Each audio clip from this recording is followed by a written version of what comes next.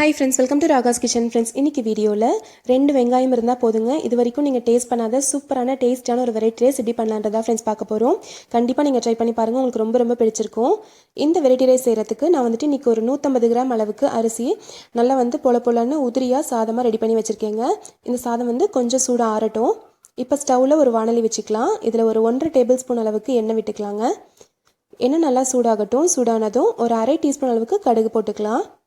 கடுகு நல்லா பொரிய ஆரம்பித்ததும் 1 ஸ்பூன் கடலைப்பருப்பு போட்டு வறுத்துக்கலாம்.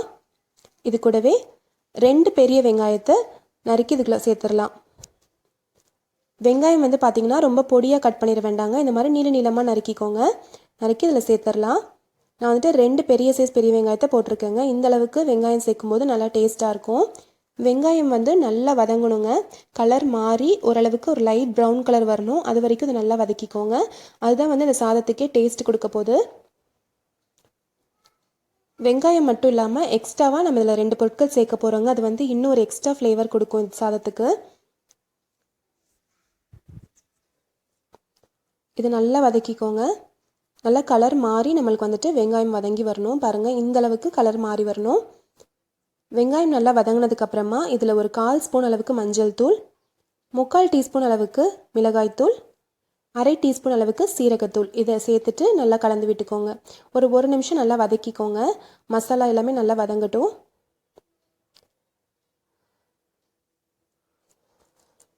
வெங்காயத்தோடு சேர்ந்து மசாலா எல்லாமே நல்லா வதங்கிருச்சு. இந்த அளவுக்கு நல்லா வதக்கினதுக்கப்புறமா நம்ம வேக வச்சு சூடு ஆற வச்சுருக்கோம் இல்லைங்களா சாதம், அது இதில் சேர்த்துடலாம்.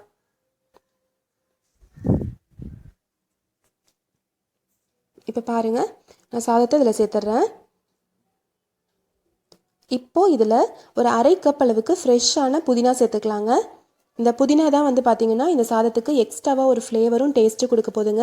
அது நம்ம ஃப்ரெஷ்ஷாக சேர்த்துருக்கோம். இது கூடவே ஒரு 1/2 கப் அளவுக்கு பொடியாக நறுக்குன்னு கொத்தமல்லியும் சேர்த்துடலாம். சேர்த்துட்டு நல்லா கலந்து விட்டுக்கோங்க.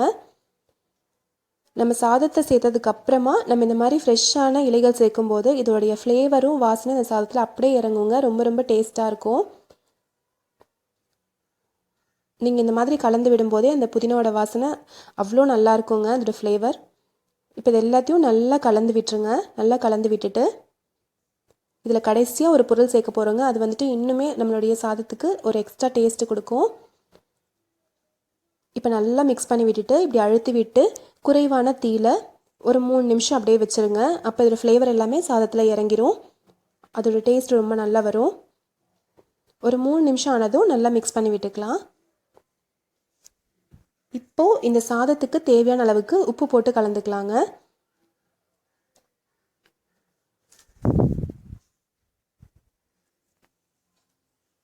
இப்போது உப்பு சேர்த்துடலாம். உப்பு சேர்த்து நல்லா மிக்ஸ் பண்ணி விட்டுருங்க.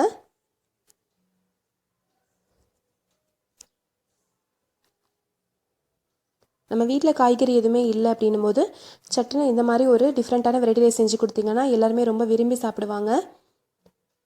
இது நீங்கள் ஒரு 11 o'clock 11 மணிக்கு நீங்கள் செஞ்சாலும் நைட் வரைக்குமே இதே டேஸ்ட்டு நல்லா சூப்பராக இருக்கும். அவ்வளோ சீக்கிரம் கெட்டு போகாது. இப்போ நல்லா கலந்து விட்டாச்சு. இதில் கடைசியாக ஒரு எலுமிச்சை பழத்துடைய சாறு சேர்க்க போகிறோங்க. அது லைட்டான ஒரு புளிப்பு சுவை இதுக்கு கொடுக்கும். ஒரு மீடியம் சைஸ் எலுமிச்சை பழத்துடைய சாறு சேர்த்துடலாம்.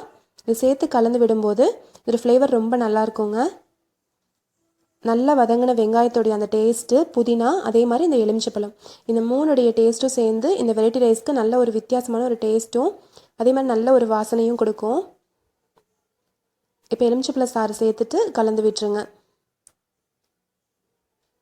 நீங்கள் எலுமிச்சப்பழம் சாறு சேர்க்கறதுக்கு முன்னாடி ஸ்டவ் ஆஃப் பண்ணிடுங்க. ஸ்டவ் ஆஃப் பண்ணதுக்கு அப்புறமா எலுமிச்சப்பழம் சாறு சேர்த்து கலந்து விட்டுக்கோங்க.